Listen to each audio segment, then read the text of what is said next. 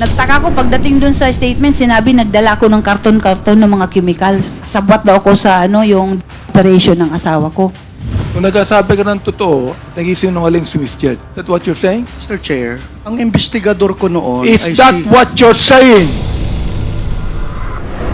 doon sa korte, dininay ni Jed Pilapil na kilala niya si Alex Kim. Mantalang merong mga footages kami na nag-uusap sila ni Alex Kim on a dinner. For 3 months, imposible hindi alam ni Jed at ni Jong Pilapil na involved siya doon sa pag-set up ng laboratory sa Damoy. That's impossible, Mr. Chair. Ikaw yung head of office, napakalaking project, tapos hindi mo alam, tapos hinayaan mo yung mga tao mo na papirmahin yung subject or yung suspect or a waiver? Eh, tulad ng testimony po ni Miss Jed, kung totoo ang sinasabi niya, you are guilty of human rights violation. Yes, Mr. Chair. Kung totoo ang sinasabi niya, hindi ka na makakatulog mamayang gabi. Gusto ko na sana matahimik na po, Your Honor. Kasi nag-suffer na po ako ng 20 years. Yung anak ko, parang useless din, Your Honor. Dahil hindi na po maibabalik lahat ng na-damage sa buhay ko. Pinagtatanggol mo si Michael Yang. Oh, tinan mo ugali mo.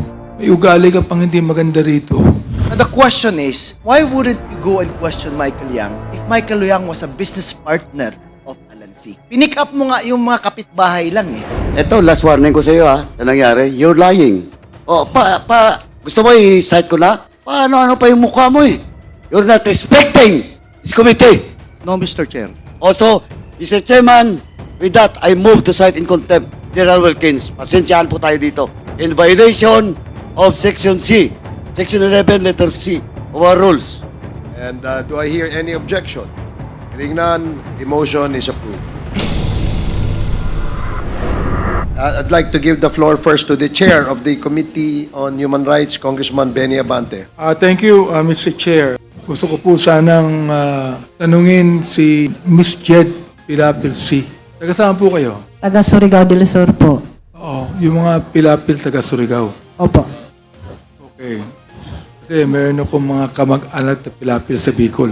Sinabi nyo, nung December 31, 2004, ay tinawagan po kayo ng asawa nyo, si Alan C. Opo, Your Honor, kasi nga, nag-usap kami na magkita. Anong napag-usapan nyo? Tinawagan niya po ako kasi supposedly nga magkita kami sa SM dahil ipapasyal namin yung anak namin. Nagkataon po na tulog siya nung mga 3 p.m. Kaya sabi ko sa kanya, mamaya na lang kasi tulog yung bata. Kaya hinintay ko na magising yung anak namin. So siguro mga 5 p.m. Ilan po ang anak nyo? Isa lang po. Tapos nung 5 p.m. kaya Lalaki siya, lalaki. babae po. Ilang taon na siya? Actually, nung iniwan ko siya, 3 years old pa lang. So, 20 years na po ako, 23 na po siya. Okay. Nasaan po siya ngayon, yung anak Nandito po sa Manila po. sa Manila? Okay. Nagpunta pa kayo sa SM?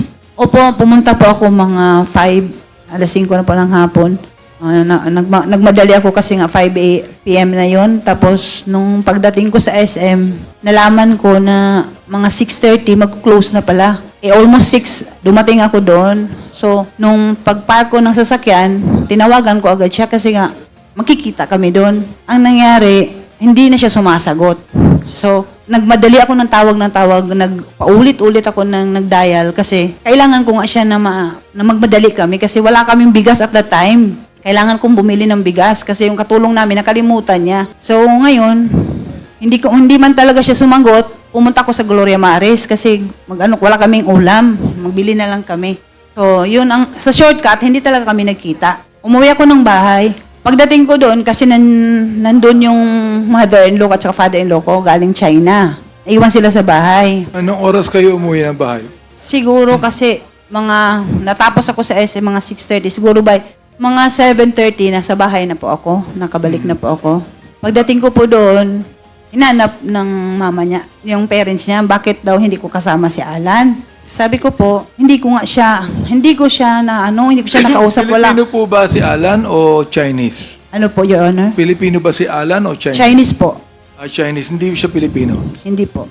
Okay. So, anong pagkakilala niyo sa kanya? Matagal na kayo mag-asawa nung at that time, nung Hindi po, December 31, 2004. 2004, matagal na ba kayo mag-asawa? Hindi po, kasi 2000 lang po kami kinasal, July. So, parang almost mga 4 years and 4 months pa siguro, mga ganyan. Okay po ba ang buhay niyo? Maganda ba yung pamilya niyo? O ano po ba kalagayan ng buhay niyo? Sawa ng Diyos, okay naman po kasi nga, businessman naman po siya. Maayos naman, kaya lang, ito nga ang realidad dahil na tinuway ko yung mother ko, nung nag-asawa na ako, naging battered wife ako.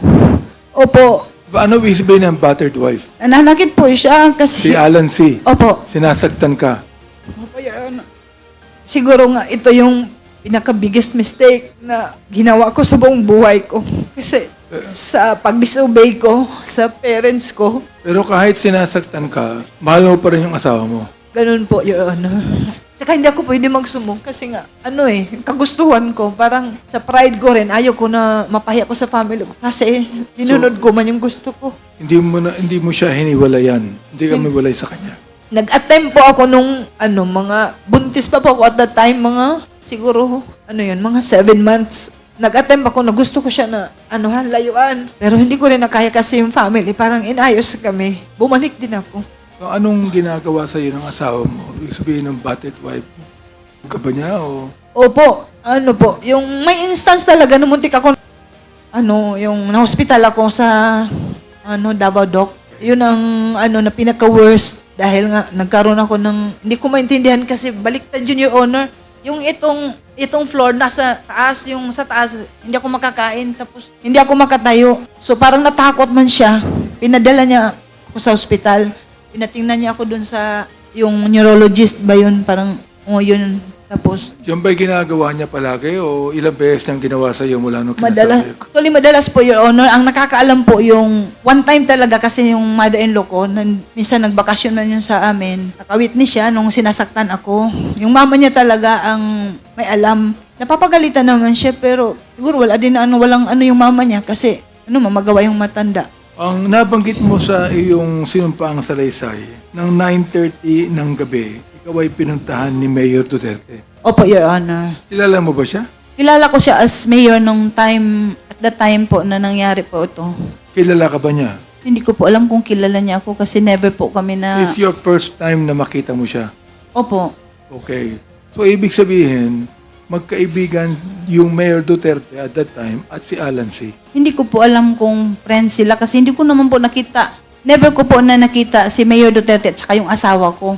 Mhm. Hindi ko yan sila na... Ang sabi niya sa'yo, na galit siya sa asawa mo. Opo, nung pumunta siya, kasi hinanap niya. Tinanong ko siya kung bakit. Ang sabi niya, basta galit na galit ako sa asawa mo. Hindi niya sinabi ang dahilan kung bakit. Hindi niya sinabi kasi nga, kinulit ko nga siya, bakit po Mayor? Bakit may kasalanan po ba nagawa ang asawa ko? Bakit galit na galit? Kasi talagang galit siya, parang nanggigigil siya sa galit. Tapos sabi niya, Ibig sabihin, kung pinuntahan ka ni Mayor Duterte at that time, kilalang kilala nung Mayor Duterte at that time, ang asawa mo. Hindi Palagay ko, hindi kanya pupuntahan kung hindi mahalaga si Alan C. kay Mayor Duterte. Tama? hindi ko po masabi, Your Honor, kasi hindi ko naman alam kung magkakilala sila. Ang alam ko, mayor siya, pero never ko nga talaga na nakita yan sila. Wala kong instance na nakita na, Binanggit niya sa'yo na huwag kang lalabas ng bahay Opo, at Your bibigyan ka ng security opo, Your Honor. mula sa RMG, CIDG, pati Task Force Davao. Yun ang Opo. sabi. Nabigyan ka ba? Opo, Your Honor. Umalis si Mayor Duterte ilang minuto after na dumating siya. Again, Your Honor. Umalis siya sa bahay mo ilang minuto pagkatapos niyan dumating. Dumating siya ng 9:30, umalis siya ng anong oras? Madali naman lang po yung pag-uusap namin kasi nagtanong lang siya. Nag-usap kami dahil nga Friday kasi hindi ko yun makalimutan kasi Friday, magsa-Sabbath day na po ako pagka following day. Supposedly doon po yung Sabbath service namin sa Eden, yung resort doon sa Davao. Yung sinabi niya sa akin na huwag kang umalis kasi babalik ako sa'yo bukas. Huwag ka muna magpunta So, doon. nung umalis siya, Miss Jed, dumating yung mga security. Actually, nung pumunta po siya, Your Honor, marami sila eh. Marami siyang kasama. Marami sila. Kilala mo ba yung ibang kasama niya? Wala akong nakilala kahit isa doon, maliban wala. sa kanya. Wala siyang kasamang anak niya, o sino man. Vice Mayor, Konsehal, wala po siyang kasama? Hindi ko, wala talagang nakilala doon. At saka madilim din yun. Yung time na yun kasi mga 9:30 na yun, hindi ko masyado na yung mga mukha ng mga kasama. Pero marami talaga Siya sila. ba yung nagbalik kinabukasan sa pangako niya? Hindi siya nagbalik. Hindi na siya bumalik. O after several hours, binanggit mo na ang isang kaibigan mo ay tumawag sa'yo Nagtawag o po. tumawag sa asawa mo. Anong ibig sabihin nun? Ito, hindi ko talaga ma-sure kung sa akin na cellphone o sa asawa ko. Kasi nga, yung cellphone ng asawa ko, pag hindi siya sumagot or naka-off, magda-divert po sa akin. Mhm. So, nung time na tumawag yung kaibigan niya, kalimutan ko na yung pangalan, matagal-tagal lang, 20 years na po. Kasi nung tumawag siya sa akin, Nakausap mo siya? opo, nang pagsagot ko, so siyempre, kilala niya, babae ang sumagot, so ako yon. Nung pagsagot ko, sabi niya, Mrs., buksan mo television kasi yung dumoy ni Raid. Nandun ang asawa mo, nandun si Alan, may doon, may mga parang hindi ako makapaniwala. Sabi ko, kasi alam ko may nakarenta doon yung bahay ko. Sabi ko, hindi, may nakarenta doon. Sabi siya, hindi, buksan mo television. May bahay ka doon? Actually kasi, Your Honor, yung Dumoy na property is nakapangalan po sa akin. Nakapangalan sa'yo? Opo. Ang Dumoy property. Opo. Yung pinagganapan ng... Opo. Yung nirentahan ni Alex Kim, nakapangalan yun sa akin. Meron nga kami yung contract of lease. Gaano kalayo yun sa Arlene apartment kung saan ka nakatira? Medyo malayo po, Your Honor, kasi Toril yun, yung apartment namin, nasa lang yun sa Agdao. So, malayo-layo. Ibig sabihin, Turil yung Dumoy, yung Arlene sa Agdao. Sa Agdao, malayo. Which is how many hours away? Mga 30 minutes o 1 hour? Hindi naman siguro maabot ng oras. Okay. Ang nabanggit mo, noong January 1, 2005, inimbitahan ka ng PDEA sa kanilang opisina. Nagpunta ka, di ba? Sa PDEA, opo. Okay, PDEA. Oo. Kilala mo ba yung PDEA ang nakipag-usap sa'yo? Hindi ko sila kilala nung una kasi wala akong kilala doon kahit isa sa kanila. Okay. Nakilala ko na lang sila nung may mga sila yung parang dito, mga sa pangalan. Kaya So, nakikita. sino po ang PDEA na nakilala mong kumausap sa'yo? Na Yung- in-interview ka? Una, yung si Monte de Ramos po. Sino po? Sino po? Monte de Ramos. Na po yun, Your Honor. Na. Opo. Anong niya? Base lang po sa sinabi sa akin kasi before po siya nagpunta pa yun ng jail. Parang heart attack yata. Hindi ko talaga sure pero Heart yun attack? lang. Opo, Oo. yun lang Hindi- ang sinabi Hindi po sa siya sa pakikipaglaban. Hindi ko talaga sure kung pero ang sabi na heart attack. Sino pa ho ang nakausap mo niyo sa PDEA? Yung si nakilala ko na yun si Val Carillo. Val Carillo. Opo. Ang kanyang apelido ay Carillo. Opo, Your Honor. Siya po ba'y buhay pa? Wala na talagang balita, Your Honor. 20 years na nga po ang dumaan. Hindi ko na alam, hindi ko na nga kilala siguro kahit mga mukha nila. Hindi ko na Okay. matandaan. 20 years. Alright. Sino po itong si Alex Kim? Yan po yung nag-rent ng namin, yung bahay namin. Ano po ang kanyang relasyon kay Alan C? Actually, first time ko lang talaga na nakita si Alex Kim. Pinakalala sa akin ng asawa ko. Sabi niya, mag-rent nga daw kasi mag-open daw sila ng business. Yung sa Dumoy. So Yun. business partner po siya ni Alan. Hindi ko alam kung business partner sila. Pero ang sabi niya sa akin, mag-open ng business si Alex Kim.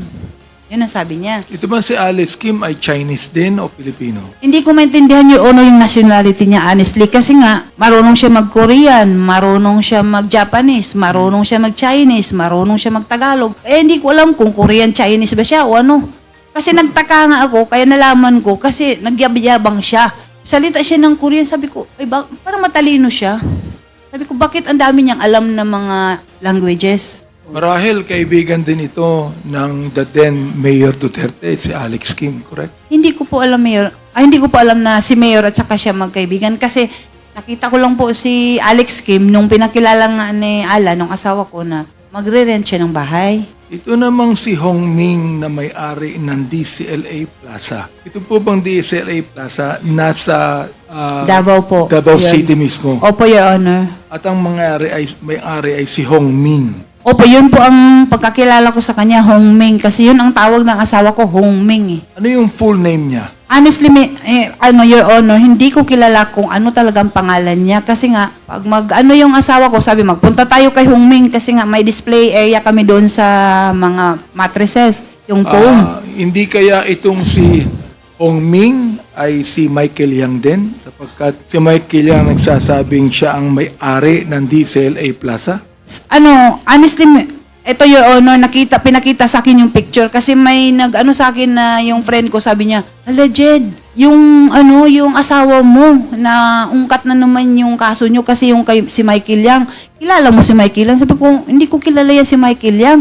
Sabi niya, yung may-ari ng DCLA. Sabi ko, ang pagkakilala ko sa may-ari ng DCLA, si Hong Ming, hindi ko kilala yung Michael Yang. Therefore, dahilan dun sa usapang yan, nakita mo ngayon na ang may-ari ng DCLA na Hong Ming ay si Michael Yang din.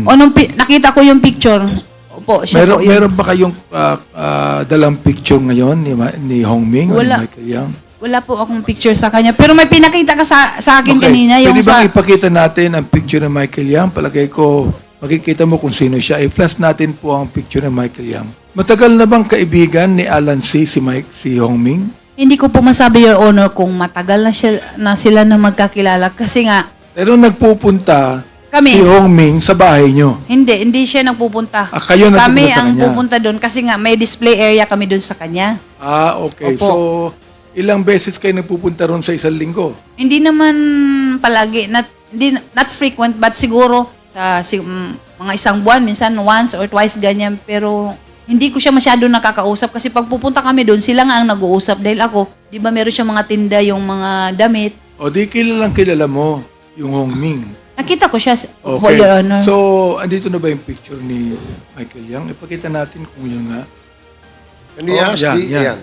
Ayan. Siya Opo, ba yun? Your Honor, siya po. Siya. Therefore, tinuturo po dito, Mr. Chair, na itong si Hong Ming ay si Michael Yang. Alam niyo po ba na si Michael Yang ay ginawang advisor ng Mayor Teto nung siya ay naging Pangulo? I'm sorry po, Your Honor, pero wala na po akong alam na ano pala siya. Yung economic advisor. Opo. Opo. Pero nabanggit niyo, economic Opo, advisor. ganito. Wala po akong alam, pero sa balita na lang nung nagkaroon na nga ng gulo na ano pala siya. Kasi hindi ko man nakalain na pwede pala yung Chinese maging ganyan economic advisor. Kasi alam ko, pure Chinese siya. Sino po ang nagsabi sa inyo na ang asawa niyo? Yung mga pideya po. Pidea mismo. Opo. Ang nagsabing ang asawa ninyo. Opo. Pero hindi nila sinabi na itong si Michael Yang, drug lord. Never po napag-usapan si Michael Yang nung time po na kinakausap ako ng mga pideya. Hindi ko po yan na rinig sa kanila yung pangalan ng Michael Yang. Narinig ko na lang talaga yung pumutok yung issue na parang nagkagulo na dawit yung pangalan Pero po. wala kang alam sa ibang mga activities ng asawa mo. Wala po akong alam, Your Honor, kasi nga yung As buhay. in talagang wala. Wala po. Maliban na lang po siguro sa mga bagay na katulad yan, magsabi siya, o bibili ako ng property, pirmahan mo. Ganyan. Pipirma na lang ako. Nabanggit mo sa yung affidavit na nung ikaw ay ini-interrogate ng PIDEA, ay yung mga sagot mo ay kanilang tinitwist o pinapalitan. Opo. Ano pong ibig sabihin nun? Ganito pa, Your Honor, yan ang honestly, I must admit talaga, yun ang dahilan na talagang nagano ko ng galit sa PIDEA. Kasi nga, nung in-invite ako, I never thought na yung statement ko pala na sasabihin yung mga sagot ko, doon din sila kukuha ng mga, yung gagawin nila ng para makasuhan kami. Kasi nagsasabi ako ng totoo, sinasagot ko sila ng maayos, nagulat na lang ako pagdating doon sa yung nag-hearing na kami. Katulad nun, inutusan ako ng asawa ko na magbili ng Venetian blinds. Kasi before yan, before na-occupy ni yung ngayon Michael Yang, ni Hong Ming, si Alex Kim, yung bahay kasi kailangan pa siyang ayos. So, sabi ng asawa ko, magbili ka ng, kasi mainit doon yung sa window. Ito, nabanggit mo na pinafabricate Opo, yun po ang totoo yun. mga salita mo. Opo. So, pakibigyan mo nga kami ng example ng pinabricate ng PIDEA ang mga salita. Ito po yung hindi ko makalimutan na statement na yung Venetian blinds na dala ko, pinadala ng asawa ko, pinahati doon sa Dumoy, hindi pa po yun na-occupy ni Alex Kim. Nagtaka ko pagdating doon sa statement, sinabi nagdala ko ng karton-karton ng mga chemicals. Nagdi-deliver ako doon. Kasabot daw ako sa yung operation ng asawa ko. So, Okay. yun ang pinakaano ko na natatandaan ko sa ngayon, Your Miss Honor. Jed, kilala mo ang director ng PIDEA, si Wilkins Villanueva? Opo, nagkaharap po kami, Your Honor. Nandito siya ngayon. Pakitingnan mo nga at ituro mo sa amin kung kilala mo. Pakitayo, tumayo ka lang. Kapagkat nandito siya eh. Tingnan natin kung kilala mo siya. Tumayo ka lang, umikot ka, tumayo ka. Tingnan mo maigi. Kung kilala mo, ang siyang nag-interrogate sa'yo, nakipag-usap sa'yo, ang director po ng PIDEA at that time ay si Wilkins Villanueva. Pakituro nyo nga kung sino siya. Kilala nyo na po siya? Opo, Your Honor.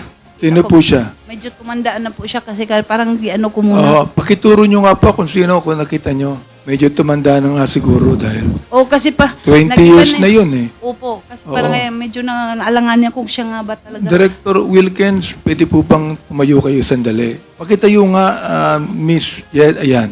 Yan si Wilkins Villanueva. Siya ba ang nag-interrogate sa'yo? Siya ba, hindi pa kita pinapopo, siya ba ang nag-fabricate ng mga salita mo?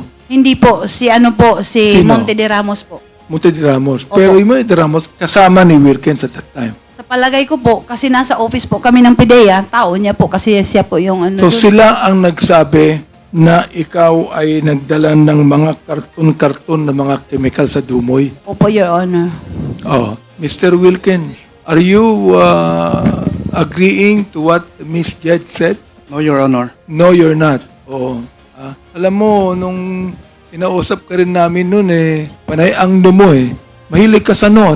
Dapat ang pangalan mo yung pangalan nung kalaban ni James Bond, si Dr. No. Mahilig ka sa no So nagsasabi ka ng totoo at nagisinungaling si Miss Jed. Is that what you're saying? Mr. Chair, ang investigador ko noon Is ay that si... what you're saying? Mr. Chair, can you please Will you repeat please the question? answer me directly? Answer me directly. Mr. Chair, can you please repeat the question, Mr. Chair? Ano ba yung question? 1 minute suspension. Hearing is resumed. Naalala ko na. No, talagang tumatanda na tayo no? Ang tanong ko, is that what you're saying? So, please explain. Thank you, Mr. Chair. Mr. Chair, si Monte de Ramos was my investigator. So, ang sabi ni Jed Pilapil, dinila siya sa PIDEA. Tinanong si Jed Pilapil kung kasama ako doon na nagtatanong. Hindi siya sigurado, Mr. Chair, pero she presumed na naandun ako dahil nasa opisina ako. While in fact, wala naman siyang knowledge na naandun ako actual doon sa nag-i-investigate si Monte de Ramos, Mr. Chair. Tama ba yon, Miss Jed?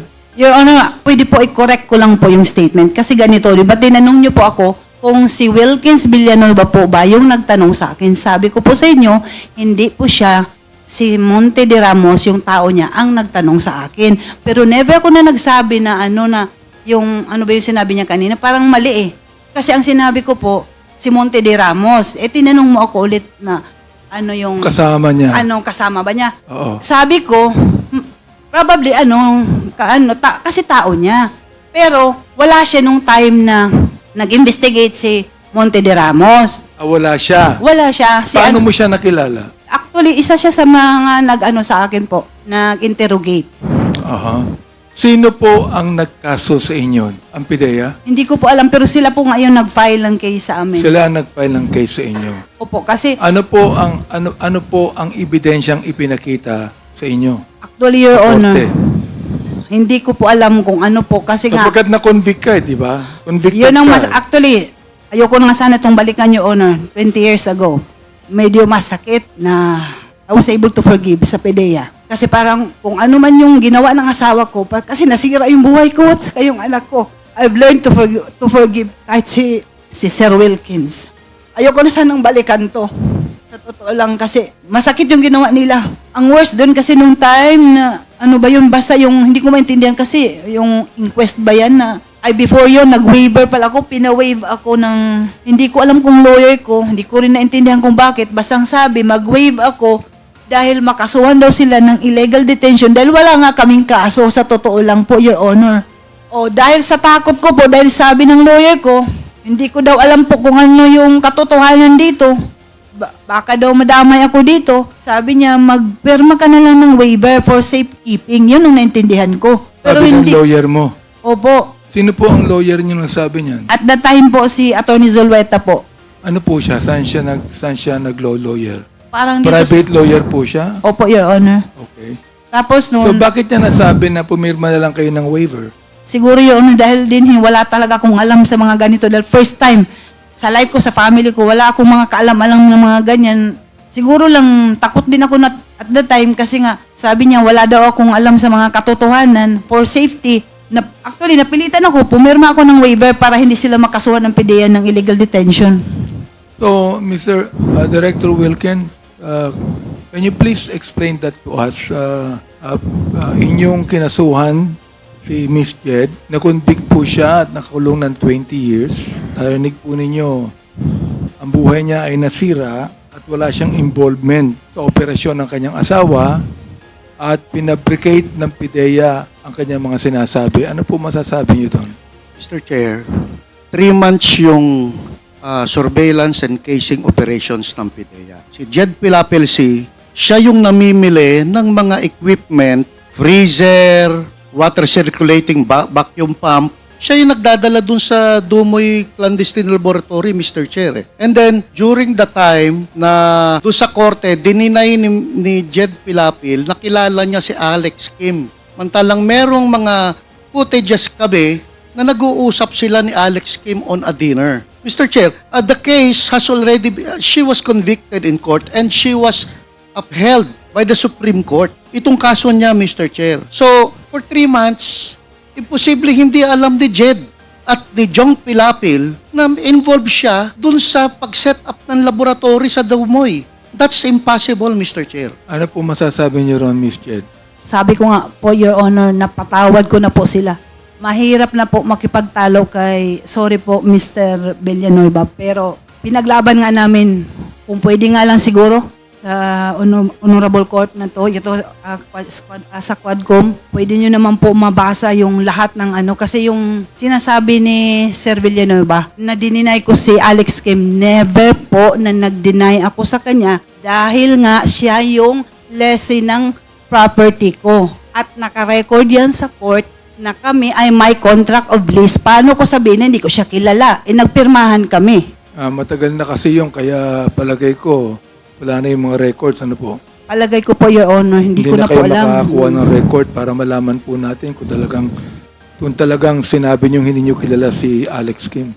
Pwede po, Your Honor. Di ba archive siguro yan? Pero ewan ko lang kasi 20 years ago, parang kahit nga ako yung ibang events, hindi ko na alam po. Mr. Chair, ano bang magagawa natin dito? Kung makita natin na talagang totoo ang sinasabi ni Mr. Wilkins o totoo yung sinasabi ni Ms. Jen. Chairman Karaps, Chairman, before the indulgence of Congressman Benny, Sir Wilkins, doon sa narration ni Jed, tama po ba na nung, of course, again, you will not remember the exact date, but dito, tandaan ni Jane, nung January 4, 2005, inimbitahan niyo daw si Jane, si Jed, at saka sa opisina niyo. Hindi ko ma-remember yung Oh, date. yung date. Pero, Basta but you inimbitahan confirm. siya. But you confirm. Na ininbitahan siya sa Oh, yeah. office. I don't know the date, Mr. Chair. Okay. Now, second, is it correct na nag-sign siya ng waiver? I don't know, Mr. Chair. Why? Hindi para sa akin yung Mr. Chair. I have my investigator. No, but you're the head. Hindi na usually Ay, Sir Wilkins, paglulukuhan ba tayo dito? no, Mr. Chair. Kasi sa akin, Mr. Chair. Project mo yun. Yes, Mr. Oh, Chair. ngayon, kinuha niyo yung subject, yung supposedly suspect, without a warrant. Di ba, tama? Without a warrant? The invitation? Yes, Mr. Chair. O now, para hindi kayo makasuhan, nag-waive siya. Pumirma ng waiver, tama? Hindi ko alam, Mr. Chair, kung nag-waiver siya because my investigator, sila yun, Mr. Chair eh. Usually, Mr. Chair, pag head ka ng office, Mr. Wilkins, ikaw yung head of office, napakalaking project, tapos hindi mo alam, tapos hinayaan mo yung mga tao mo na papirmahin yung subject or yung suspect for a waiver? Mr. Chair, as head of office, ang in-charge dyan is investigator. I delegate the job sa investigator. Anyway, Mr. Chair, may lawyer sila, Mr. Chair eh. But in that case, Mr. Wilkins, are you not liable if ever there will be a violation of the rights of because you're just at the head and there is an investigator? Ito, theoretical lang. Mr. Are Chair, you not liable? Theoretical hindi ko sinasabi na he has all the basis of his overclaim.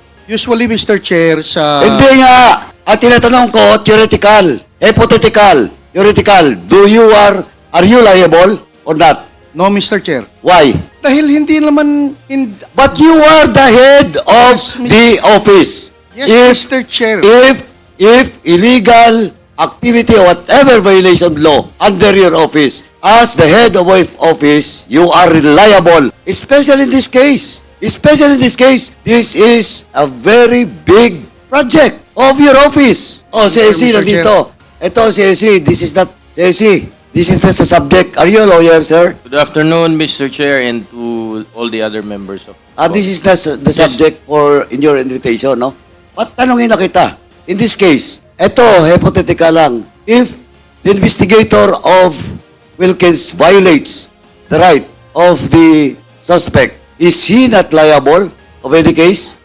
Mr. Chair, there are circumstances that has to be met for the principle of command responsibility to apply to the extent that the principal may be liable. Because, Mr. Chair, as explained by former Director General Villanueva, he mentioned that he delegated the conduct of, if I heard him correctly, the conduct of that operation to his investigator. No, that is not the conduct of So- the operation, the conduct of the investigation, Conduct of of the interrogation, investigation, Mr. of the interrogation. Yes, Mr. Chair. Pero sa project, nandun siya. Directly being supervised by Mr. Wilkins. Like, At inamin niya yan. Well, in fact, nagyabang pa siya dito. That is not a project of a Seattle, that is my project. And that's in record.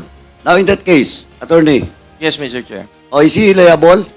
Again, Mr. Chair, as I've mentioned nga po, there are circumstances that would qualify Cora po. Paduano, Ah, the indulgence na nilang attorney. Ang tanong natin is he liable on the basis of command responsibility? Mr. Chair, as I am explaining, there should be qualifying circumstances present in a case for a principal to be liable under command responsibility. There is, just like what you've said, that he delegated the authority to investigate. Kumonte de Ramos. Hindi na makapagsasabi ngayon, palagay ko, hindi siya dahil dyan Mr. Chair, Pangalawa, walang arrest warrant. Is that a violation too? Mr. Chair, if I heard the representation of Mr. Villanueva correctly a while ago, the matter is already decided with finality in the Supreme Court. I would not like to comment on the merits thereof as it may violate our duty as lawyer as far as there is already a decision made by the Supreme Court. But again, with regard po doon sa possible accountability, administrative accountability or liability of Mr. Villanueva as the principal or head of the office during the time of that conduct of investigation, it will all depend po dun sa mga attending circumstances. Because as I mentioned, Mr. Chair, one of the requirements is that the principal should know that there is an irregularity or an omission that was committed, and despite knowing of such irregularity or wrong committed by his subordinates, he failed to take corrective actions on the matter. The irregularity caused the brokenness of the family actually. Anyway, Miss Jed, nabanggit mo na hanggang ngayon, hindi mo alam kung buhay pa o patay na ang iyong asawa? Hanggang ngayon, hindi mo alam. Yes, Your Honor. Okay. Mr. Wilkins, alam mo ba napatay na si Alan T? Mr. Chair, wala siya doon sa laboratory when we raided the laboratory, Mr. Chair. So, hindi mo rin alam kung buhay Hindi siya. ko o- alam, Mr. Okay. So, ayan. Miss Jed, narinig mo ang sinabi ni Director Wilkins na hindi rin niya alam kung buhay o patay ang asawa mo. Opo, Your Honor. Actually, kung pwede pa akong magsalita. Sabi ko nga, sa 20 years na I was able to accept na God has a purpose. Kung buhay man si Alan C. or patay, gusto ko na sana matahimik na po ito, Your Honor. Kasi nag-suffer na po ako ng 20 years, yung anak ko. Diba kanina sabi nga ng may decided na may finality na po yung kaso namin. Wala na akong magawa eh. Pero siguro tama yung sinasabi sa Bible na Proverbs 13:23 na for lack of justice there is waste. By waste talaga. Kasi yung buhay namin ng kami, magkapatid. Supposedly, hindi kami nagpapagasto sa gobyerno. Sa pagkain, sa rasyon, sa kulungan. siguro mas productive ko pag nasa labas. Pero sa nangyari, anyway, sabi ko nga, wala na kami magawa. Tapos na eh. 20 years, hindi ganun kadali. Pero with God's grace po, He has a purpose at naging makabuluhan ng buhay ko sa kulungan. At yun ang pinapapasalamat ko. Sana po, bigyan na po ng peace ito. Kasi parang useless din, Your Honor. Dahil hindi na po maibabalik lahat ng na-damage sa buhay. Salamat po sa inyong attitude. Ilan taon pa po kayo sa kulungan? Nakawala na ba kayo o ano ba? Ang status nyo ngayon? Actually po, Your Honor, as far as I know po, I have already served the maximum sentence po. Kasi nga, with the GCTA po, nagpapasalamat po sa Panginoon dahil nga, meron yung bagong yata batas. I was able to avail nung GCTA. So from jail, sa tulong ni God, I was able to maintain yung good attitude ko Good sa jail attitude. until sa correctional. And I am even the trustee mula sa jail hanggang sa correctional. At ito ay pinapasalamatan ko dahil it's a privilege. Privilege lang po ito. And siguro nga, sabi ko nga, may purpose si God. At sa ngayon, so sana, I would like to take this opportunity to speak if I may be allowed by this honorable committee na sana po, mabigyan na po ng pansin yung hinihiling ko ng kalayaan, pati yung kapatid ko. Kasi 3 years old pa po yung anak ko, mag-23 na. Ang hirap i-explain sa kanya kung bakit hanggang ngayon nandito pa rin kami ng kapatid ko. Ang iyong kapatid na convict din. Opo, Your Honor. Nasa Dapicol po siya. Kumusta na po siya ngayon? Sa awa ng Diyos nga, Your Honor, both of us, we Wala are... rin din po siyang kasalanan. Pareho po kami, Your Honor. I will speak for my brother kasi kilala ko siya. Kumusta yung anak ninyo ngayon?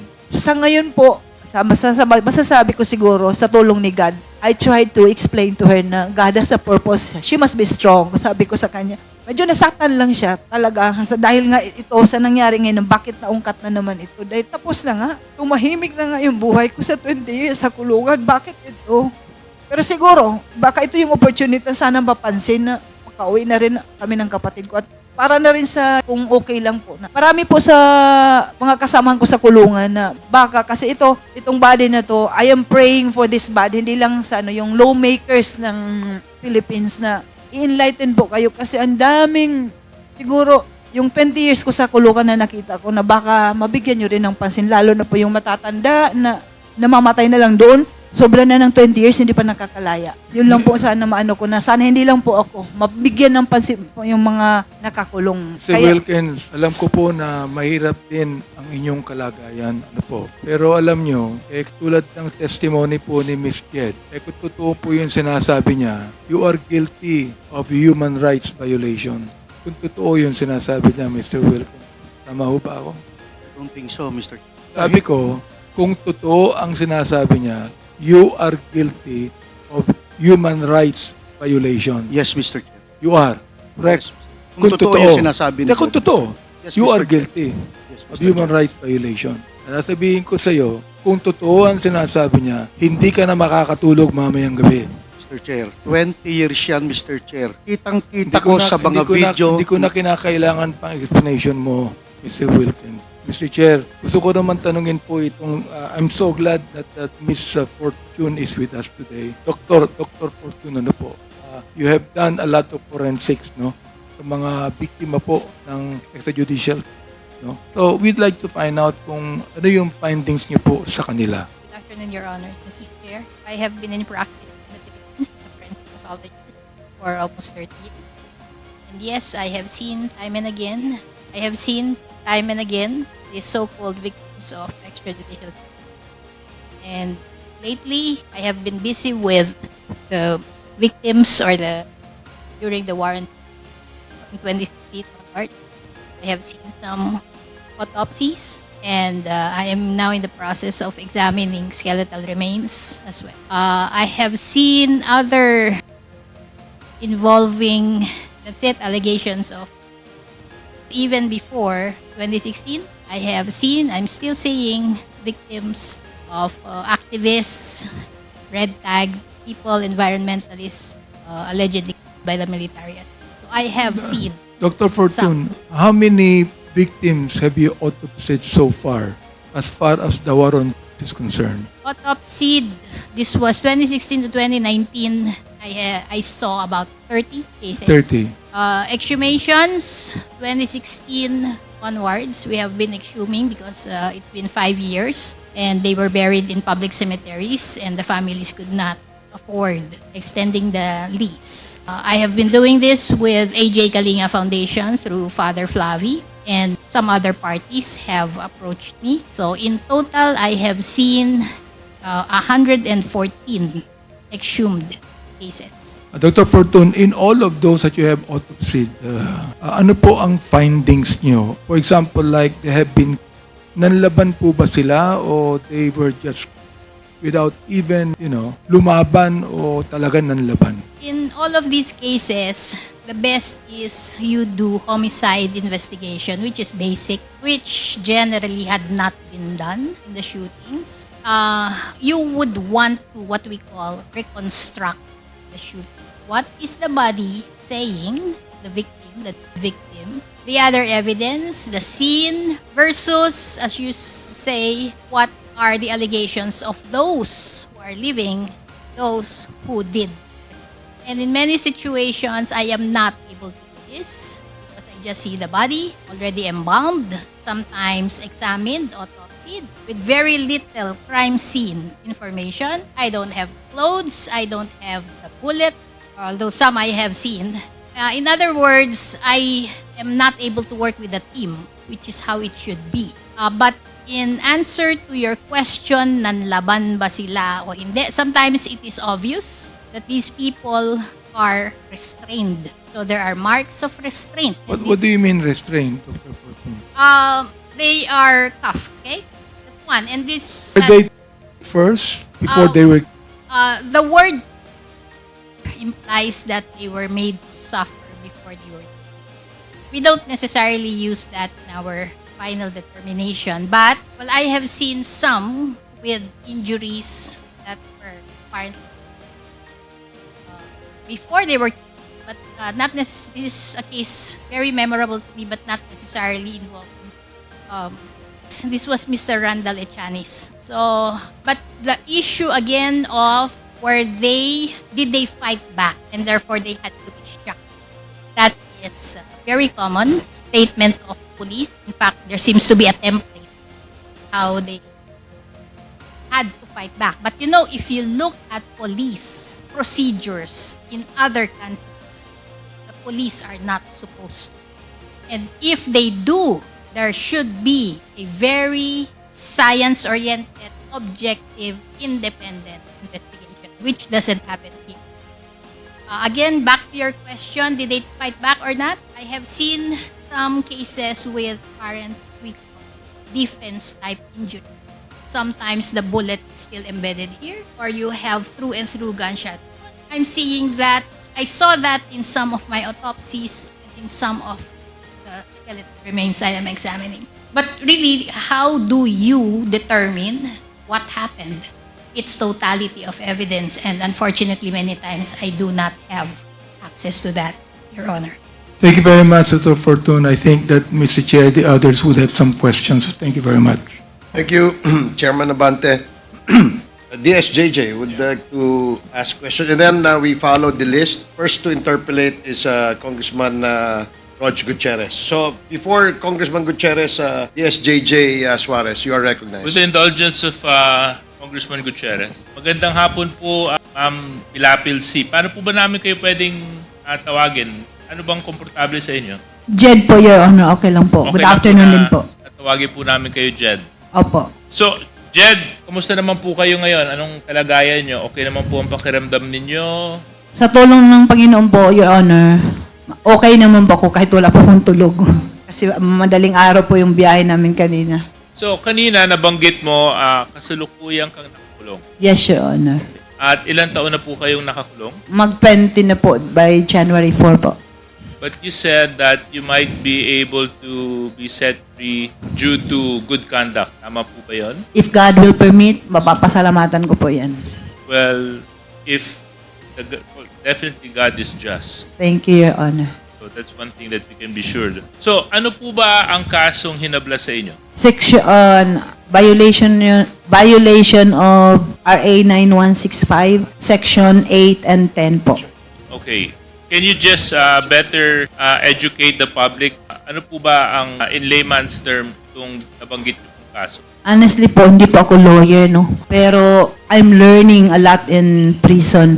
Dahil po sa pagkakulong ko, minsan nalalaman ko na tuloy kung ano pala yung mga ganito, ganyan. Lalo na po sa Republic Act 9165 nga. Dahil being a trustee, I'm learning also dahil nga minsan nakakatulong yung inuutosan ako ganyan. So, as far as I know po, yung Section 8 is, ito po yung manufacturing po ng yung. And then yung Section 8 po, ito po yung parang possession ng paraphernalia ba yun, mga equipment, yun po. So ang sinasabi mo sa akin, sa kulungan mo lang nalaman.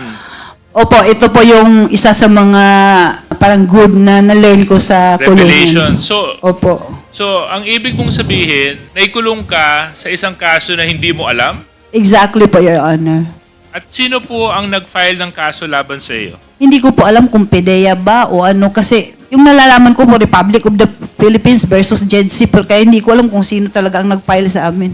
Honestly. Director Villanueva, can you confirm if was it PDEA that filed the case against Mrs. Jed Pilapil C? It was joint PIDEA and AIDSOT, Your Honor. Ang nag-file ng case against So PDEA and AIDSOT, yung PNP, under Colonel Asierto, Mr. Chair. okay, thank you very much, Director Villanueva. So anyway, Ma'am Jed, ang asawa niyo po ay si Alan C. Opo, Your Honor.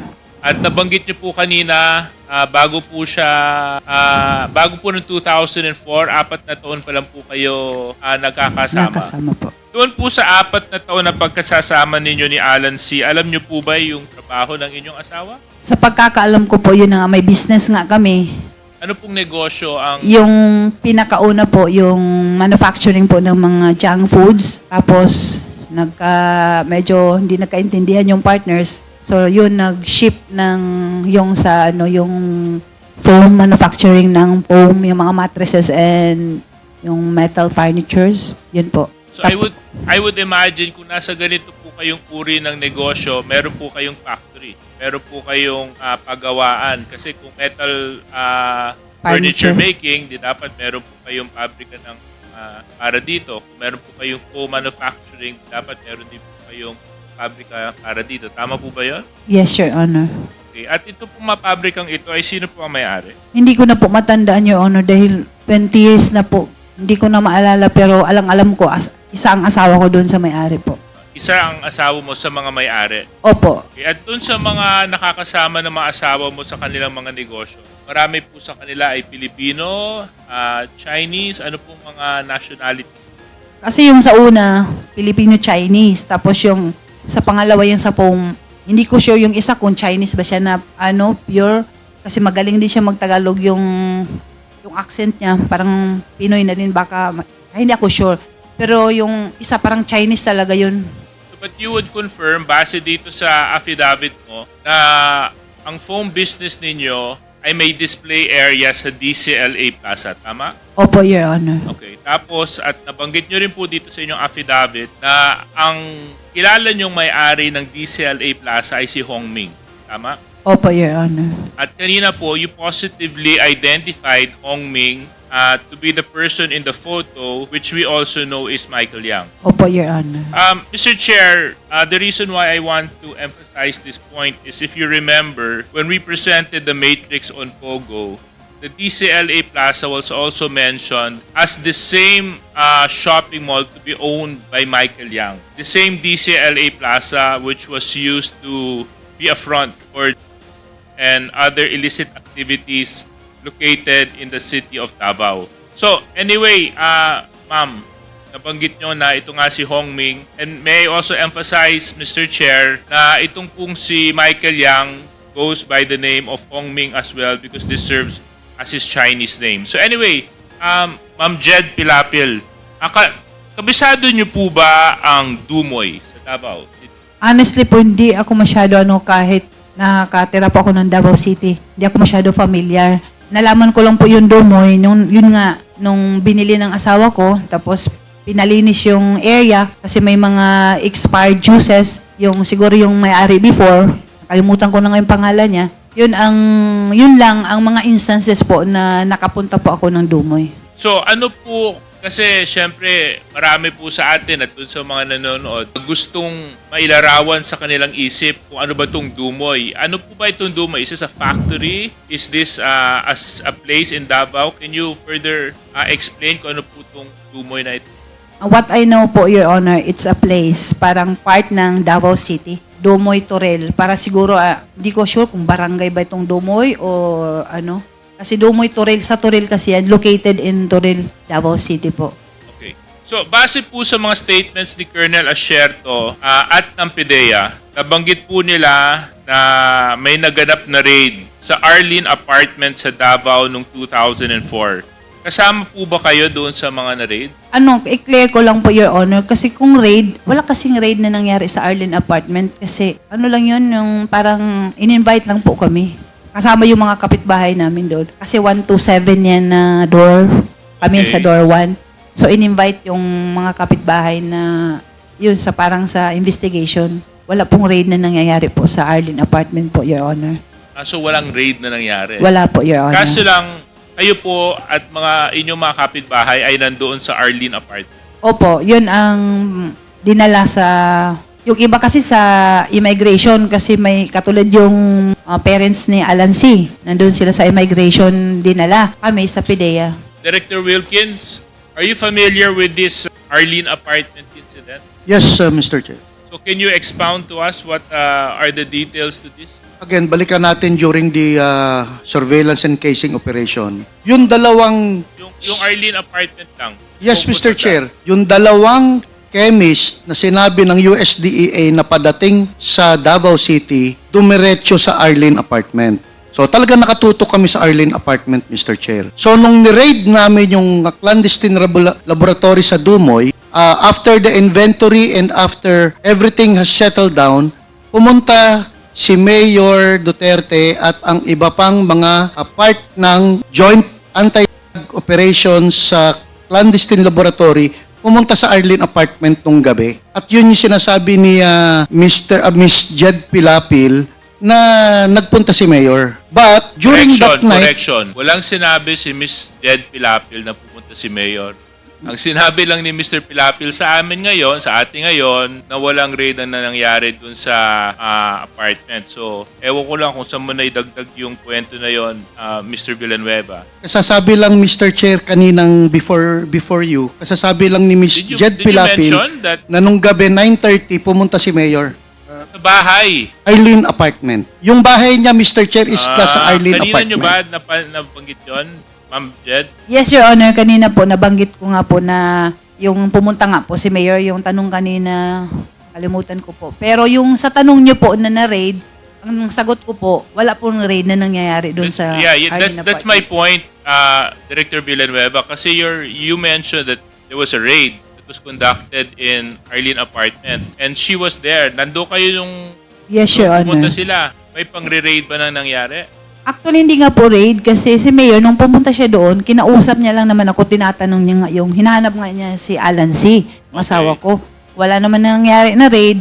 Iniwan niya lang yung 3 tao doon na nagbantay po sa akin. Yun lang po. Okay, so ang kwento mo naman, ang version ng kwento mo, Director Villanueva, pagkatapos nung warehouse incident, dumiretso kayo dito sa Arlene Apartment. Yun ang correct? sinasabi niya, Mr. Chair, yung 9:30 na nagpunta kami nila Mayor sa Arlene Apartment at doon sila nakapag-usap nila Hindi, Mayor.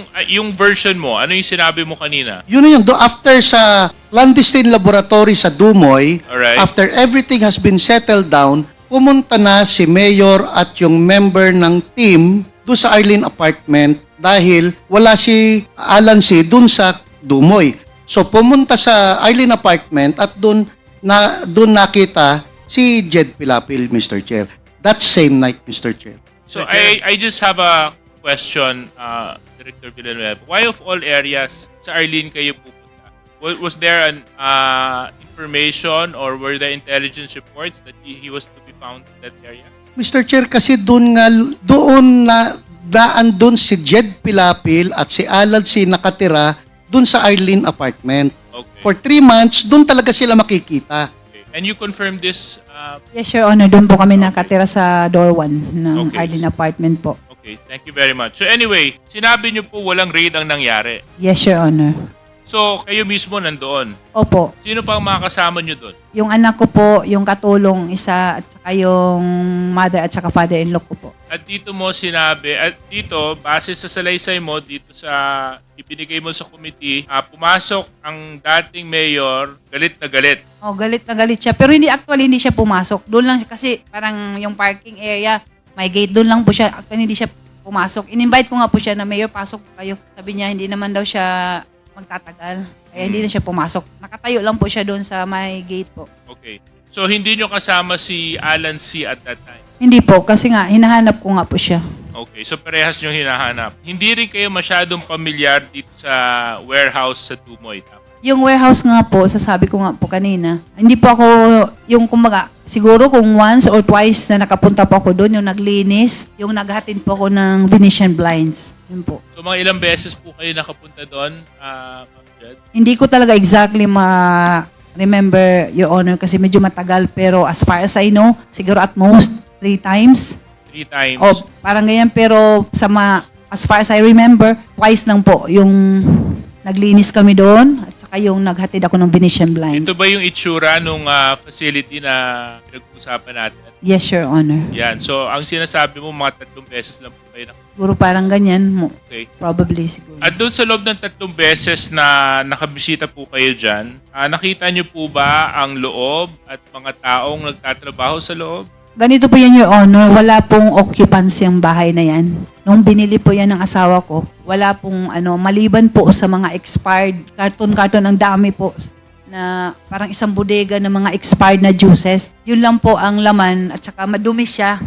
Kaya nilinis namin. Tsaka ayaw ng asawa ko na itapon namin diretso yung mga juices kasi baka daw inumin ng mga bata, kukunin. Tapos baka maya magkaroon ng magkaroon ng problema, malason sila. Baka kami pa ang accountable. Kaya ang ginawa namin, kami ng kapatid ko, yung katulong at kasama nga yung anak ko, ginunting-gunting namin yan, binuhos yung mga juices before we throw away yung mga sachet, yung Tetra Pak po.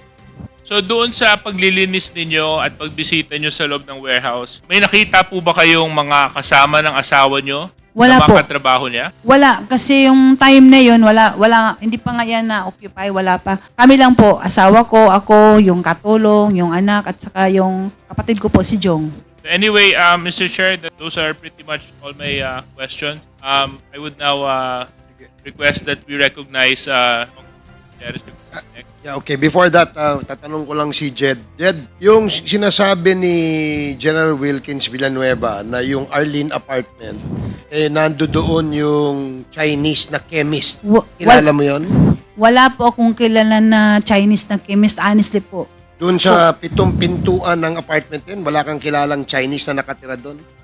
Ito po ang totoo. Mga Chinese, marami po doon kasi may mga occupants na mga Chinese. Pero hindi ko alam kung mga chemist sila o ano sila. Kasi mga Pero Chinese. alam mong merong Chinese. May mga Chinese po doon. Okay, sige. General Villanueva, the chemist that you were referring to, allegedly, ito yung nagluluto nung doon nakatira sa Arlene. Doon, sir, dumiretso after galing sa airport, Mr. Chair. From the airport, dumiretso Doon sa dumiretso sa Arlene apartment, Mr. Chair. Exactly doon sa apartment unit. No, ni- Mr. Chair. Doon sa Isa doon sa 7. isa doon sa pito, Mr. Chair. Okay, sige, salamat. Now, we Mr. recognize Congressman before Congressman Gutierrez, you. Congressman Adyong. I ask, By the way, let me remind everybody, we have Mr. Britannico, we have other resource persons here as well, and we can ask questions.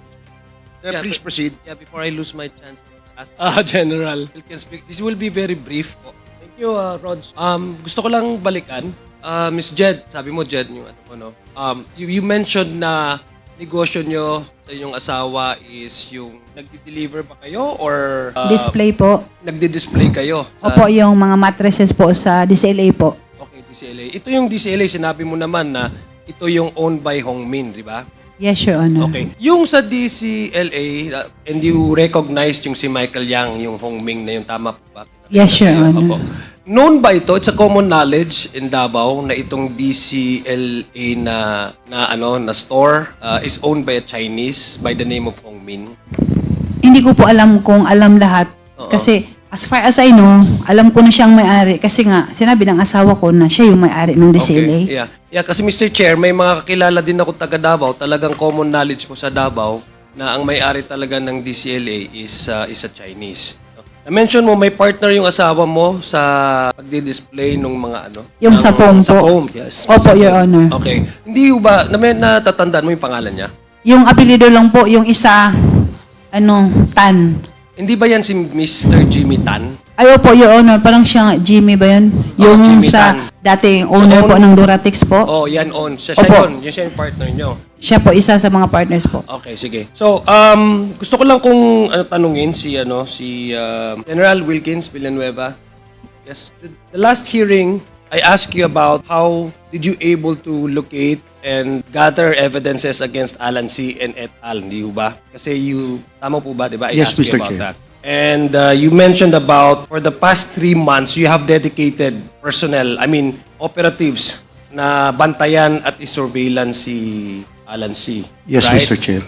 And earlier, you mentioned also about Miss Jed Pilapil buying some, I don't know, maybe part ng paraphernalia. Tama po ba na dinadala niya sa Dumoy? Cartons, Mr. Chair. Mga cartons. Yes. Okay. So, suspected of something na po pwedeng gamitin. Tama ho ba? Yes, Mr. Chair. Okay. So, ibig sabihin, you've been doing surveillance on Miss Jed Pilapil and Mr. Alan C. Marami, Mr. Chair. Pati yung Alex Kim, Okay. naka-ano na rin yun, Mr. Chair. So I presume that since you were doing surveillance, you know Miss Jed Pilapil and Miss Alan C.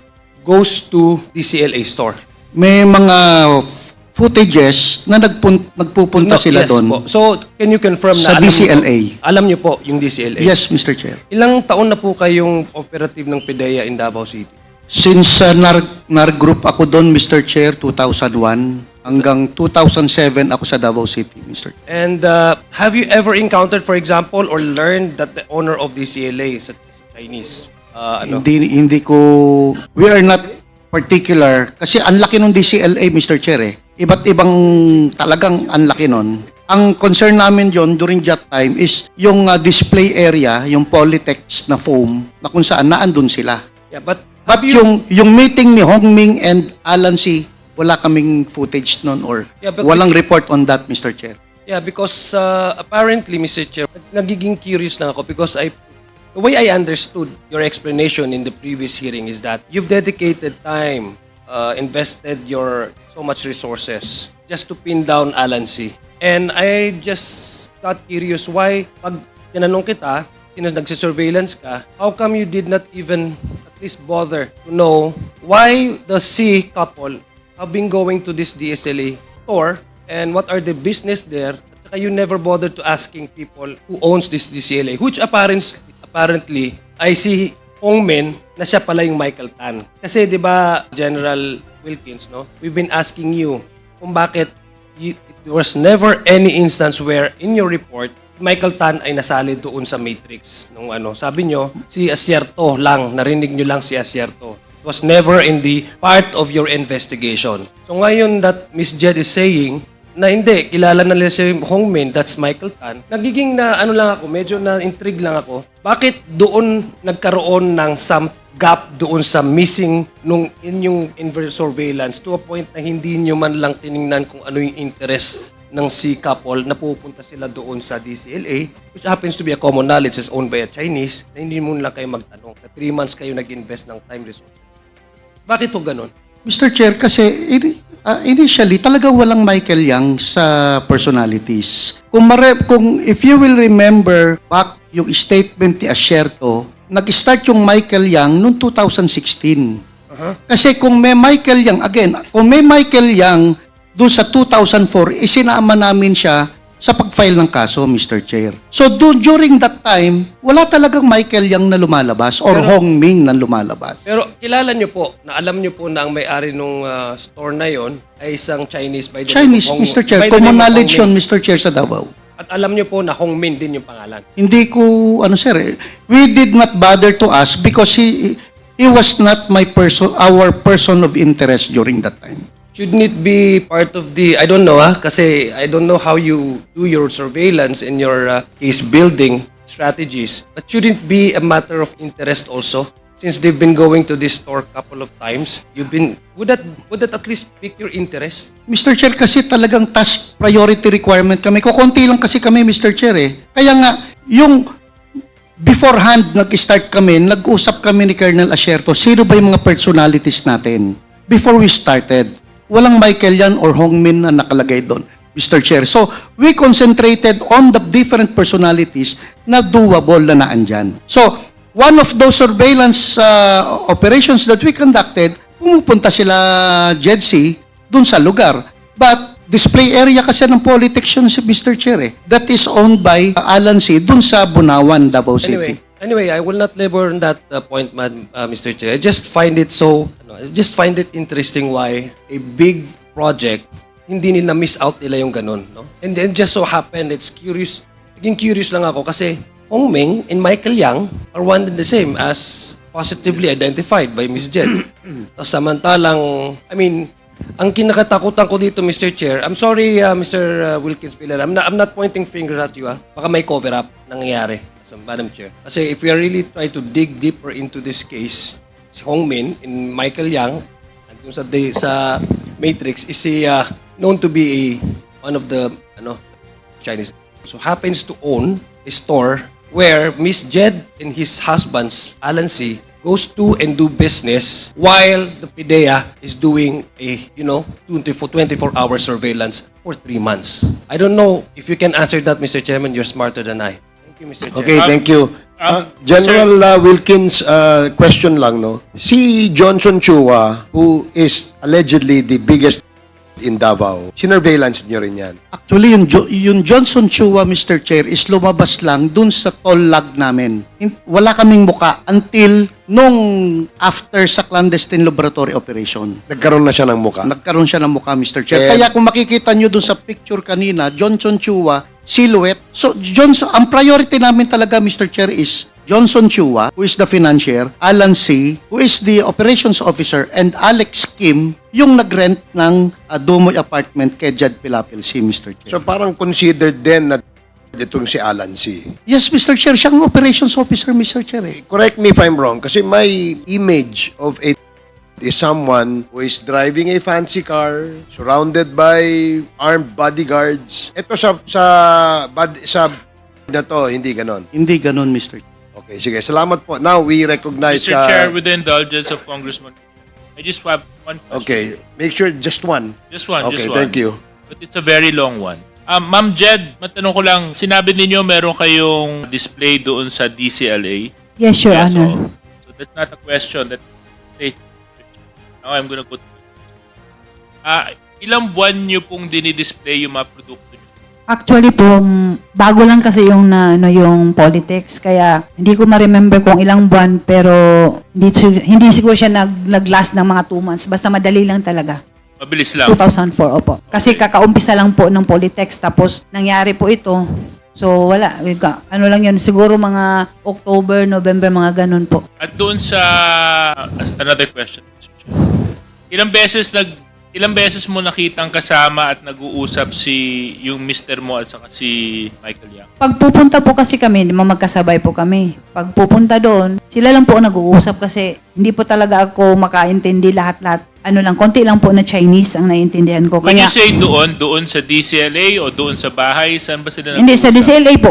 Pupunta kasi kami doon, di ba? Halimbawa, mag-check kami yung inventory ng yung mga mattress. So, hindi ko naman talaga kasi kung mag-usap man sila, hindi ganun siguro katagal kasi pag uuwi kami siya, nagda-drive ng sasakyan, so sabay kami. Thank you very much, Mr. Chair. I just wanted to put down that in my notes.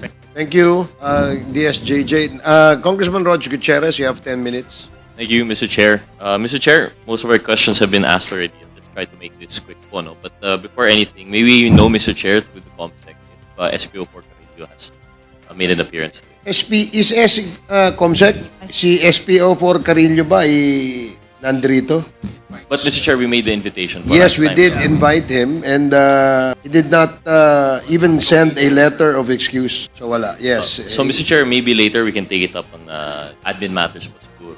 If I recall correctly, SPO4 Carillo was supposed to bridge the gap between the Dumoy raid, in between PIDEA and BI. Unfortunately, now that we have the testimony of Ms. Pilapil C, we could have patched it all together, but given na wala po siya, I think we might still have to have the invitation. So at the proper time po, siguro, Mr. Chair. At the proper time, Yes. Your Honor. Okay, Mr. Chair, proceeding po, no, I'd like to direct my first questions to former Director General Villanueva. Sir, good evening po. I hope you'll indulge this representation po, no. I know you've already given your testimony on this for the past how many hearings already, but you have to understand we're trying to stitch together your testimony, Asierto, Las Cañas, and now, of course, si Ms. Pilapil C. Just to quick background po, no. You've mentioned this earlier that tama po ba, is it fair to say that these 4 raid, well, the Arlene apartment was not a raid, no, but the raid on the Dumoy laboratory, Arlene apartment, Polytech's compound, and then the Agdao warehouse, were these all related? Yes, Mr. Chair. But the Arlene apartment was not raid, Mr. Chair. We just visited the Arlene apartment. So these 4 localities in which you have conducted, the 3 were raids and 1 was just a visitation for invitation. Interrogate po, no? These were all linked by what? Ano yung naging base pa? This is all centered around Mr. Alex C. It was all centered on the surveillance and casing operation for 3 months, Mr. Chair. And of course, centered on Alan C. Mr. Okay. So it's centered on Mr. Alex C. and they're all related. Sense po na based on your findings, the Dumoy property is the laboratory, the Arlene apartment housed the chemists, and maybe know the relation po of the what was the other one? Agdao, Mr. Chair. Agdao warehouse and the Banwa. Bunawan, Mr. Bunawan. Chair. So Yes. ano po yung relation ng Bunawan and Agdao? Yung Dumoy, Mr. Chair, yun yung clandestine laboratory. Yung Arlene apartment, Mr. Chair, is doon nakatira sila Alan C. At doon dumiretso yung 2 chemist galing sa Maynila papuntang Davao. So naging place of interest namin yung Arlene apartment. Yung Agdao, Mr. Chair, is doon naglalagi si Mr. Kim, one of those who died during the raid. Doon naglalagi si Alex Kim. May bibilihin, tapos pupunta doon with yung aluminum truck niya. So, point of interest pa rin namin yung Agdao. Yung Bunawan, Mr. Chair, is, I believe, owned by Alex Kim. At doon naman sila magkasama ni Jong Pilapil. And that Bunawan, the Polytech's Corporation, ito po yung foam factory nila Alan C. at Jed Pilapil. Na andun, Mr. Chair, yung doon namin nakuha yung napakalaking air scrubber. Air scrubber is walang use on industrial. Ang air scrubber is only used para sa laboratory. And tinanong namin ang Amerikano tungkol dito, pinicturan. Actually, bumisita doon yung Amerikano. Ang sabi niya, this will be used for mega laboratory somewhere. Kasi sinabi namin na andito na yung Dumoy. No, it will not be used there. It will be used somewhere. So maybe they are preparing those equipment, the air scrubber, somewhere para makapag-set up ng another laboratory, Mr. Chair. And luckily, yung Agdao, Mr. Chair, na andun lahat yung mga precursors, controlled precursors and essential chemicals na panggawa na. At Polytech's International, Mr. Chair, is na andun yung air scrubber, Mr. Chair. And Dumoy was an actual operating lab. Actual laboratory, Mr. Chair. Thank you. Mr. Chair, just to try the point earlier po, no, you mentioned that you had an organic membership in your... This was not PIDEA yet po, no, at the time? This was the predecessor? Wala pang actual PIDEA dyan, Mr. Chair, kasi kagagawa lang ng PIDEA, 2002 eh. 2004, pulis pa po yung galing NARCOM, yun yung naging PIDEA. Tapos ang ginamit ko po doon ay members din ng Police and Emergency Response and some of the personnel from Regional Mobile Group 11, Mr. Chair. So this was already a composite Composite, group, but- including yung EDSOT ni Colonel Asierto, Mr. Chair. But Mr. Chair, at the time, those under your command, what was your position and title po at this? What was your office? I'm the Regional Director of PIDEA Regional So may Office PIDEA 11. na po at this Yes, time. Mr. Chair. Newly created 2002. It's just Yes, that wala Mr. pang Chair. tao. So how many organic members of PIDEA did you have at your Wala command? pang, kami sir, Mr. Chair, wala pa kaming 15. Okay, so Kaya not nga, even kumuha ako 15. na ibang tao sa PACER, kumuha ako na ibang tao sa Regional Mobile Group. And Mr. this Chair. included si Mr. Madre Ramos po ba? Monte de Ramos, Mr. Monte Chair. de Ramos Yes, is Mr. organic member ng PIDEA. Hindi, Mr. Chair, kasi galing siya ng NDEP before. Hiniram ko lang muna siya para maging PIDEA. Actually, wala talagang organic talaga na PIDEA kasi panay police kami, Mr. Chair. So, Mr. Chair, at the time when you composed this group, you had actual supervision of this operation. Yes, Mr. Chair.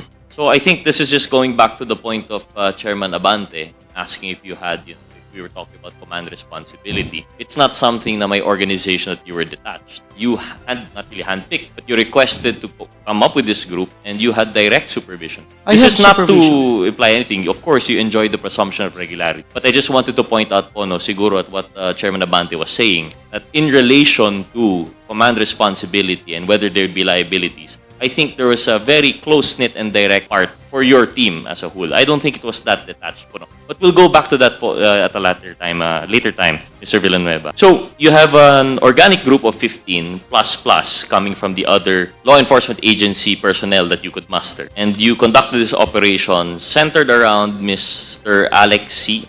Tama po?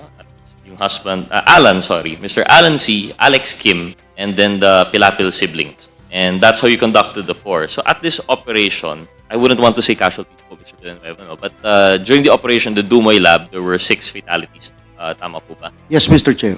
Were there any live suspects? Wala po, apprehended? Mr. Chair. Wala. So just Wala the po. 6. Then from the Arlene apartment, you had 13 based on the blotter na you invited for interrogation.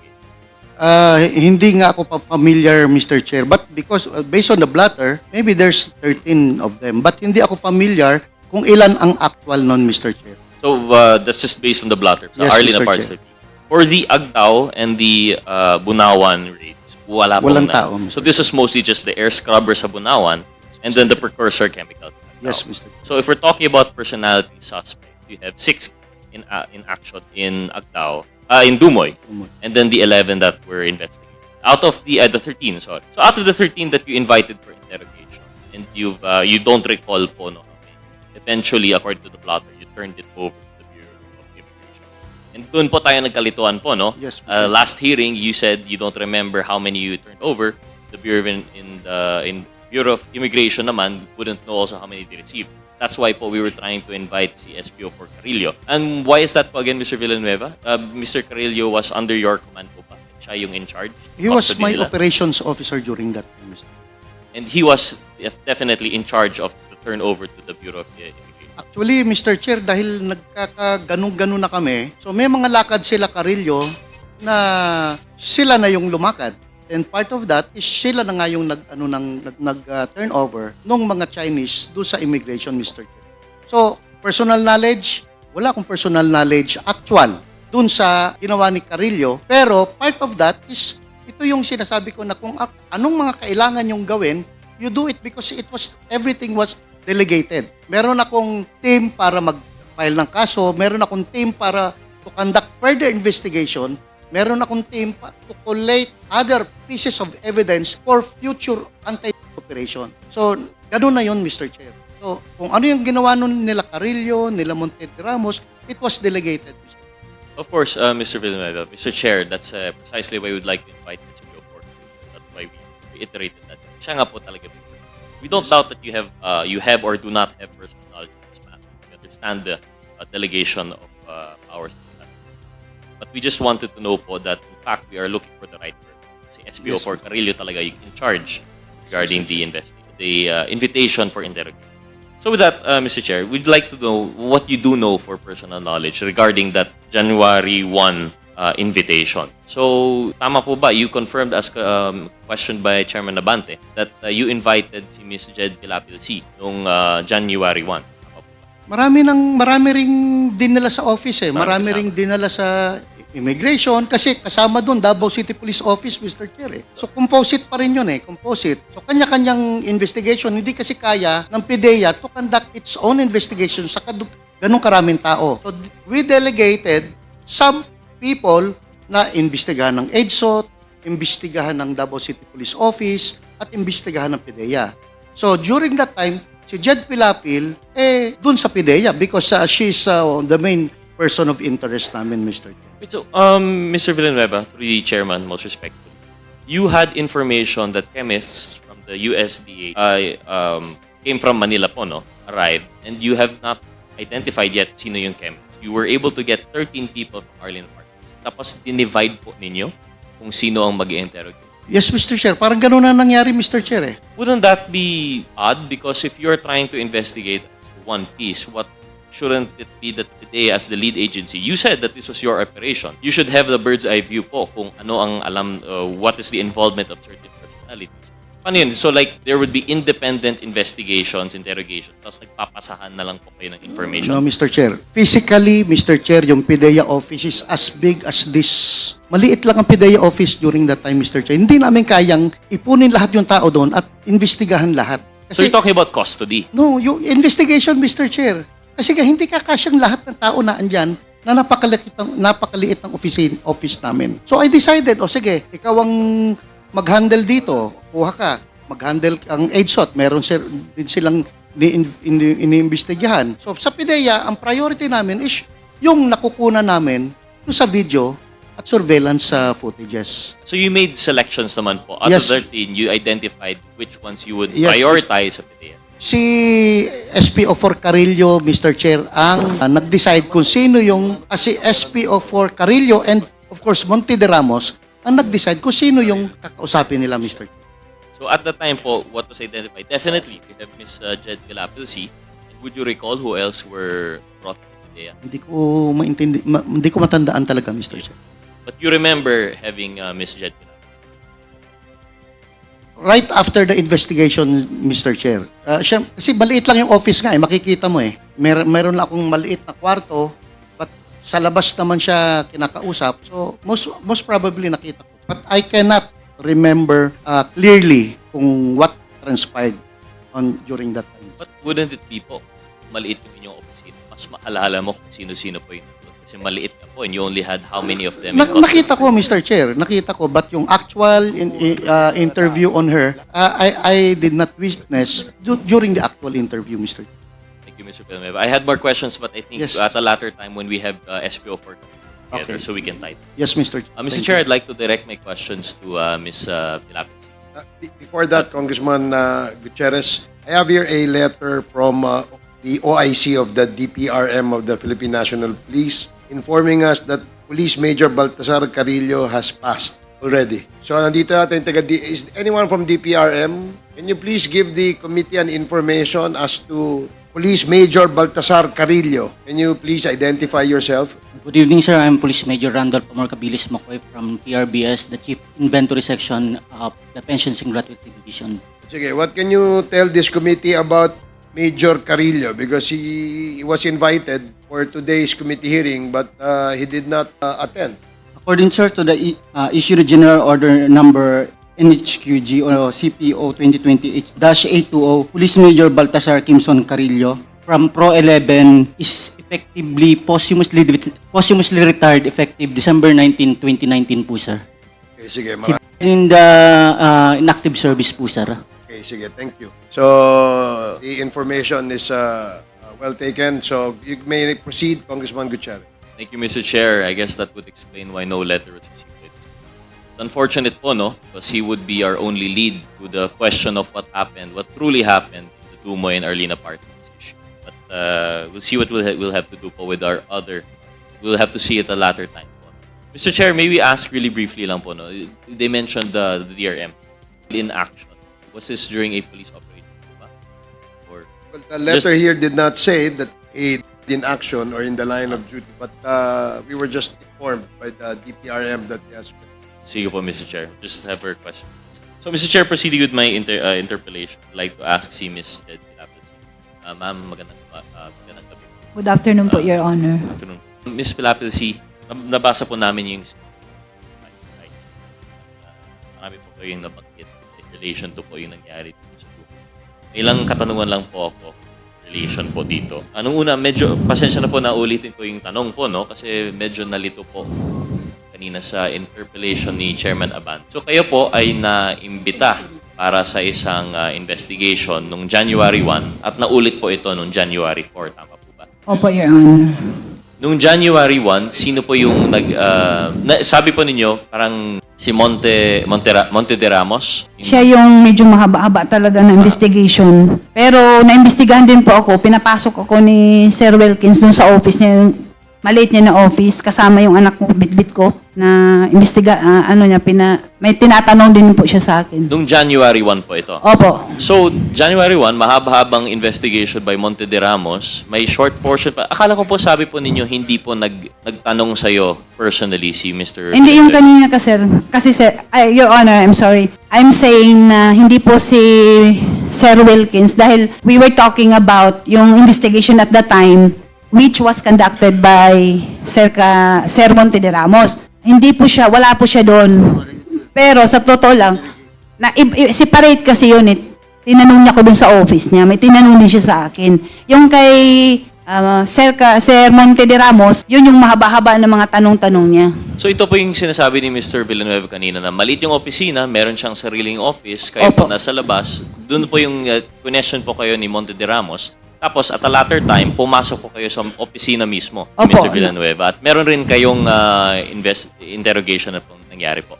Ano po, Your Honor, I cannot exactly remember if nauna ba si Sir Wilkins o yung si Sir Monte de Ramos. Pero I was interrogated in the same day po na kasi ito lang tinanong sa akin ni Sir Wilkins na Jed, ituro mo kung saan pa yung mga laboratory ng asawa mo kasi parang ito yung bargain para makalaya ko. Sabi ko sa kanya, hindi ko nga alam po yung asawa ko na may laboratory. Paano ko ituturo na meron siyang ibang laboratory? Kayo naman ang nag-surveillance. So actually, I was sarcastic at that time. I'm sorry for that. Nasagot ko talaga siya. Bakit mo ko tatanungin? Kayo naman ang nag-surveillance. Alam nyo kung saan yung mga laboratory ng asawa ko kung meron nga. Bakit akong tinatanong nyo? So, medyo na siya doon, na-offend siguro siya doon. I can still remember at that time kasi hinahawakan ko yung baby ko. Nung tinatanong niya ako kung saan-saan pa daw yung mga laboratory ng asawa ko. Sige po. And I would ask you, Mr. Villanueva, but he's made it clear that he does not, hindi niya po naalala na kayo po ay tinanong po niya. So, we'll take that testimony as it on its face po. So, Ms. Pilapil, si Monte de Ramos, mahaba-habang investigation, si Mr. Villanueva, according to your testimony, may konting investigation rin po sa inyo. May si Carillo po ba ay nag-interrogate po sa inyo or any other members na kilala po niyo? Si Sir Carillo, din siya sa akin. May mga tanong-tanong. Actually, naalala ko yun. Pinapunta ko dun sa likod ng office ng PDEA. Hindi talaga sa office. Nagtaka nga ako bakit doon ako dinala. Yung parang, ewan ko doon, parang may maliit na, parang shade lang doon. Hindi ko rin kilala yung mga tao na nag-interrogate sa akin. Marami sila actually. Binibidyo pang ako nila while nagatanong sila sa akin. Doon sila, pero hindi ko talaga sila kilala kung sino sila. And naimbita ulit po kayo sa PDEA, no? Noong January 4. Opo, Your Honor. And sino po yung mga nag-investigate po sa'yo? Can you give us a rundown po gaya nung ginawa mo po dito for January 1? Sino pong unang... The same pa rin people. Kaya nga ito, hindi ko sila makalimutan kasi ito silang dalawa, si Val Carillo at saka yung si Monte de Ramos. Sila po yung, yung palagi nagtatanong po sa akin, Your Honor. Separately, hindi magkasabay. Hindi. Iba-iba. Separately January 4. Opo. Nung January 4 na investigate, na interrogate, question po ba kayo ni Mr. Villanueva? Hindi ko na po maalala. Once lang po na... So January 1 po yung naalala? Once lang talaga. Naalala ko na yun lang. Tinanong niya po yung tungkol doon. So going back po to sa iyong investigation ng January 1, nabanggit po ninyo na tinatanong po kayo kung may mga laboratories or whatnot. But based on sa sinumpaang salaysay po ninyo, nabanggit nyo na tinanong rin naman kayo kung ano po yung inyong mga negosyo. At doon mo po nabanggit, no? Dito binanggit po ninyo na candies at chocolates yung iyong distribution doon sa Agdao. Opo. And nabanggit po ninyo na binili nyo rin yung Dumoy para iparenta. Binili rin po, meron rin po kayong paggawa ng foam at metal sa Bunawan. Of course, yung Arlene apartment, doon po kayo nakatira. So, coincidentally, ito rin po yung 4 locations na naging target po ng investigation and raid. Tama po ba? Hindi ko nga po alam na sinusurveillance po ko, Your Honor. Honestly, wala kong alam. Pero yun nga po, ito yung mga localities, ito yung mga location. Itong mga binanggit mo po dito, yun mismo yung mga Kasi yun po yung parang routine ko po araw-araw. Okay po. So at the time po nung nalaman po ninyo na based on the investigation, halimbawa, yung paggawaan po ninyo ng foam and mattress sa Bunawan, nahanapan pala ng air scrubber. Yung inyong warehouse sa Agdao na supposedly for distribution of candies and chocolates, nahanapan pala ng mga precursor chemicals. I'm sure may mga pictures po yun na pinalabas. Nagulat po ba kayo? Honestly po, Your Honor, hindi ko po talaga alam na meron yung mga scrubber, mga gina-mention po ni Sir Wilkins. Wala pa akong alam doon. Kasi pag pupunta po ako sa office, sa area, usually sa office po ako kasi nga ako ngayon nag-a-account po ng sa business po. Back po sa binanggit po ninyo tungkol sa Arlene apartment. Sabi po ninyo sa inyong apartment, 5 po kayo, no? That's, sorry, 6. Ikaw po yun, yung inyong asawa, yung inyong kapatid, mother-in-law, father-in-law, at kasambahay. Anak ko po. Ay, at anak pa. So, 7. Tapos, yung in the other rented apartments na mga Chinese nationals rin, may naalala po kayong number? Ilan po? Yung, kasi kami, door 1 po kami, Your Honor. Tapos yung door 2, si din yun ang apelido, pero hindi ko sila kilala. Mga Chinese din yun. Yung 3, yung 4, hindi ko nakilala. Yung sa 7 lang po. The total number of occupants po, maalala po ba ninyo? In addition to the 7 na kayo po sa apartment. Hindi ko talaga maano, Your Honor, kung ilan po talaga yung sila. Kasi nung dinala po kami doon sa PDEA, pinasakay po kami lahat, pero hindi ko po alam kung ilan kami at that time po, Your Honor. Sa bagay po, no, inamin naman ni Mr. Villanueva na kinuha po kayo from Arlene apartment. Separate na po kayo. So, hindi sabay-sabay yung based on the blotter na 13%. Sige po. One last question po, no? Kasi sana po naintindihan po ninyo na naramdaman ko po yung sinasabi po. Sakit po na balikan tong experience. Pero I hope you understand, kailangan po namin ito. Kasi nga po, marami ng mga pieces of evidence, testimony na lumalabas ulit. This is why we have to revisit po. And one of those mentioned was that of, 2 of them actually. Yung testimony ni Arturo Las Cañas, Colonel Asio. At may nabanggit po na personalities. Una, si Mr. Hong Ming Yang, na naitanong na po sa inyo and you confirmed na kilala po. But I also have to bring up si Mr. Johnson Chua, and I think this was also questioned by, Chair Barbers, I think. Kilala niyo po ba si Mr. Johnson? Kilala ko po siya kasi siya po yung nag-rent ng door 7. So kasama rin po siya sa Arlene apartment. Opo. May pamilya po siya eh. May asawa siya at saka anak. Siya po ba ay kasosyo rin po ninyo? Yung sa Dumoy, yung sa Agdao, yung sa Bunawan? Hindi ko po maalala pero sila, friend po sila ng asawa ko po. Malapit na magkaibigan po ba? Or Siguro kasi nga yung, 'di ba, kapitbahay, tapos minsan kasi nagmamadyong sila doon. Yun lang. Parang yun lang ang parang nakikita ko na nila, na pumupunta siya doon. Naglalaro ng madyong po. Mr. Chair, may we know from the Secretariat if we have a picture? Do we have a picture of Mr. Johnson Chua, Comsec? Well, Mr. Chair, while that's Not, being done... not on our files, but we will ask the Secretariat to look for it. Sige po. Mr. Chair, actually my questioning is done. Siguro when the picture is ready, we'll just Okay. flash it. But with that, I'd like to conclude. Maraming salamat.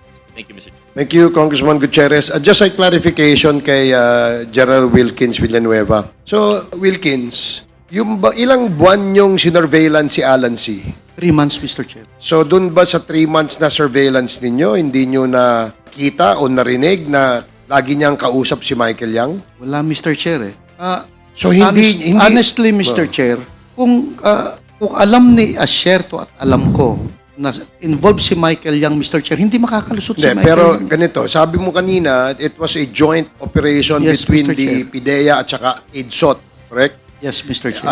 PIDEA, represented by you and your team, at si PIDEG o si EDSOT, represented by Colonel Asierto at Yes. saka yung team niya. Yes, Mr. Chair. Pero dun sa report ni Colonel Asierto, at lagi niyang sinasabi sa atin na meron siyang intelligence report against Michael Yang. Hindi ba niya shinare sa iyo yung information, yung intel na yan? Yun nga ang problema sa kanya, Mr. Chair eh. Kasi during the time na magkasama kami, wala namang Michael Yang kami. Kasi if it was a joint operation, sabi niya may Michael Yang, sabi mo wala. Kaya napakahirap timbangin kung ano ba yung rito issue. But we will get to that more comprehensively in the next probably quad hearing, no? Mr. Chair, gusto ko lang pong sabihin kay Mr. Wilk, the last hearing that we had. Nung sinasabi niya yung tungkol sa buhay mo, Mr. Wilkins, ako nagsalita, no? Di ba? Nasigawan pa nga kita sapagkat hindi mo naman sinasabi yung tungkol sa buhay mo eh.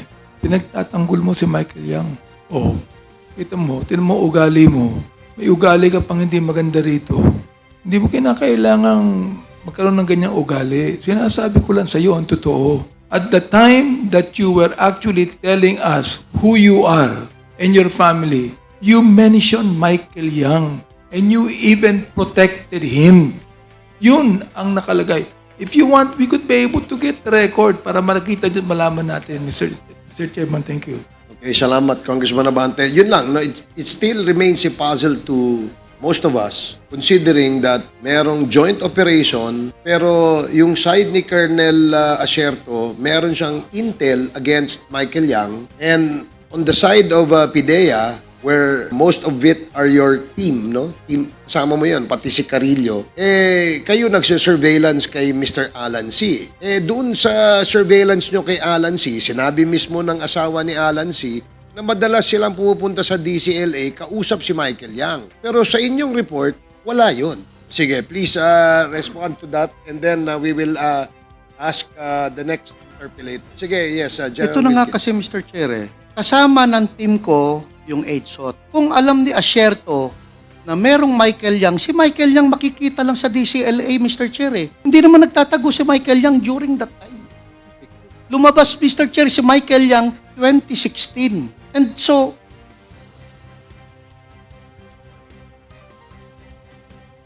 sa akin, wala akong idea na involved si Michael Yang doon. Pero hindi na share sa iyo ni Colonel Wala, Asierto. Mr. Chair. So walang exchange of information kayo. On that Dumoy clandestine laboratory operation, Mr. Chair, ang target lang is Johnson Chua. Kung merong Michael Yang, Mr. Chair, na i-share dapat si Asierto, ang daling kunin sa ang daling puntahan sa DCLA. Hindi, kasi like example, no, ito si Alan C, Chinese citizen ito. Dumayo ng Pilipinas, napunta ng Davao. Ang kausap mga Chinese.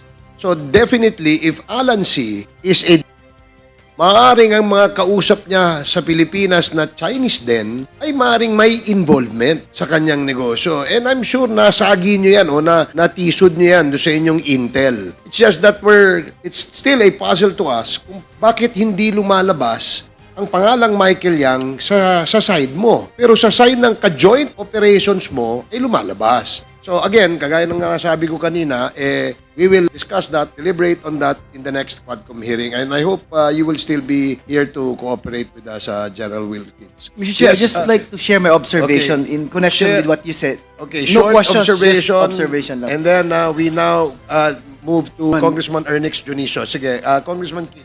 Yes, sir. Yes, because I also questioned Director Wilkins about it before. And he mentioned nga na they picked up 11 other Chinese persons who were living right next to Alan C. Living lang. No? Nakatira lang doon sa apartments right next to Alan C. They picked them up because they were considered persons of interest.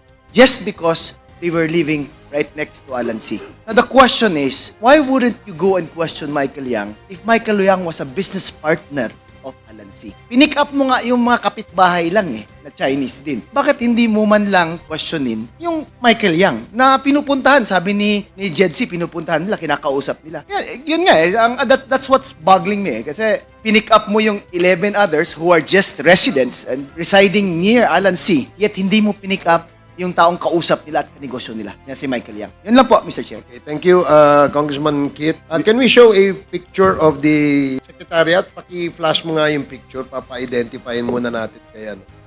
Miss Jed Pilapilsi, kilala mo ba yan? Yung mukha niya po, parang almost the same, parang ganyan. Kaya lang kasi yung picture niya, Kanino? parang madumi, ano ba yan? Kaninong mukha yan? Yan si Johnson Chua po. Okay, Johnson Chua. Okay, sige, salamat. Thank you, hindi yan madumi. Luma lang yung picture. Okay, sige, thank you. Next, we'd like to Mr. Chairman? yes, SDS. Meron lang akong kay General Wilkins. No? General Wilkins, nung didetain niyo po si Jed, meron po kayong warrant of arrest? Wala po, Mr. Chair. Ano po ang basihan niyo? Bakit niyo kinulong? Hindi naman kinulong, Mr. Chair. She was invited for interview. She was invited, but after the interview, ba't di nyo po pinalabas? Ano po ang basihan nyo? Bakit hindi nyo binalik? Yun nga, Mr. Chair, I cannot, since it's already delegated to my investigator, hindi ko alam na kung ilang araw ba siya doon. Basta ang instruction ko is to conduct interview on Jed Pilapil because talagang person of interest siya, Mr. Chair. As to detaining her, no personal knowledge ako, Mr. Chair. Kasi magpa-follow up operation kami doon, Mr. Chair. During that time, we are busy conducting follow-up investigation and operation on other sites kung nasaan na andun ang mga warehouses, Mr. Chair. DG, ikaw ang head of the agency. Kailangan po alam nyo yun.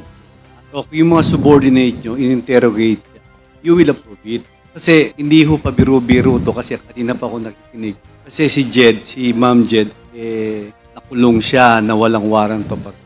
Parang kidnapping po ang ginawa nyo Parang ganyan nakikita ko kung walang warrant of arrest, kung hindi nyo binalik si Ma'am Jed. I believe, Mr. Chair, hindi naman siya nakulong for... Hindi ko alam, Mr. Chair. I don't have the knowledge Kaya hindi kita masagot, Mr. Chair Hindi ko alam kung ilang araw ba siyang nakulong doon, Mr. Chair. Mr. Chairman, can I, Yes, Congressman Ako, Congressman with the Ako. indulgence of SDS Gonzales. General Wilkins, si Madam Jed Lapid, dalawang beses na pinuha. If I remember it right. One, when you went to the apartment. And in January 2005, pinuntahan siya, kinuha ninyo siya. After that, hindi na siya nakalabas. Yun ang kinuha natin. And it is on record ng PDEA blatter, binabasa ko. And I do not know the reason why. You do not know. Parehas tayo nang galing sa police. You are more ranking than Colonel Asher. Tama. Pareho lang kami nun, Mr. Chair. Pero yung issue ay tama. Yes, Mr. Chair. And pursuant to the law, lahat ng operation ng police tungkol sa it should be coordinated with PDEA. Pursuant to the law. Tama? Yes, Mr. Chair. So in other words, sa joint operation na binabanggit mo, ikaw ang overall ground commander. Yes, Mr. Chair. And you are the one responsible for what your men will do and will not do. Tama? Yes, Mr. Under Chair. the principle of command responsibility. Bakit Yes. dinideny mo ngayon na hindi mo alam? You should accept responsibility for all the things that your people did outside the bounds of law. Di ba? Turo sa atin yan And now, here, naririnig ko yung sagot mo kay SDS. You do not know anything about it. Inihuhulog mo na yung mga tao mo. And that is not supposed to be the case for a commander.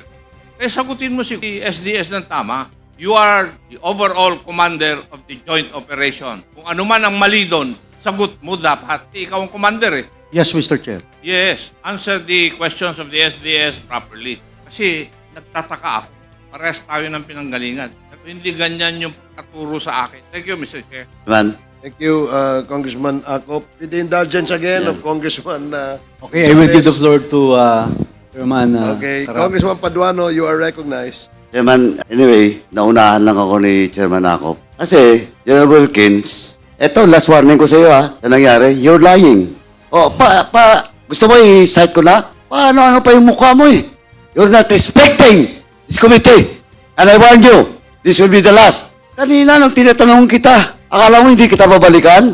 Now you admit that is all about your command responsibility. Well, in fact, magtuturuan na, Asierto, dinideny mo. Of course, your words against the words of Asierto. Now, eto si Jed. Did you really interrogate personally, Jed Pilapil? Yun nga, Mr. Chair, hindi ko kasi maalala na nakinausap ko siya. Basta ang alam ko, nasa opisina siya, Mr. Chair. Ayun And yung I problema. don't lie, Mr. Chair. You're not lying, you lie! Just a few minutes ago, sa harap ko, sinabi mo na delegated, that authority was delegated to your personnel. Yes, Mr. Chair. Nung tinanong ka ni Chairman Akop, inamin mo, question of command responsibility. Are you not lying? No, Mr. Chair. Also, Mr. Chairman, with that, I move to cite in contempt General Wilkins. Pasensyahan po tayo dito. In violation of Section C, Section 11, letter C of our rules. So move, Mr. Chairman. Pinagbigyan na kita. Yun pa ang sagot mo. There is a motion to cite in contempt General Wilkins Villanueva for violating Section 11, paragraph C, refusal to answer relevant questions from the committee. This was duly seconded. And do I hear any objection? Hearing none, the motion is approved.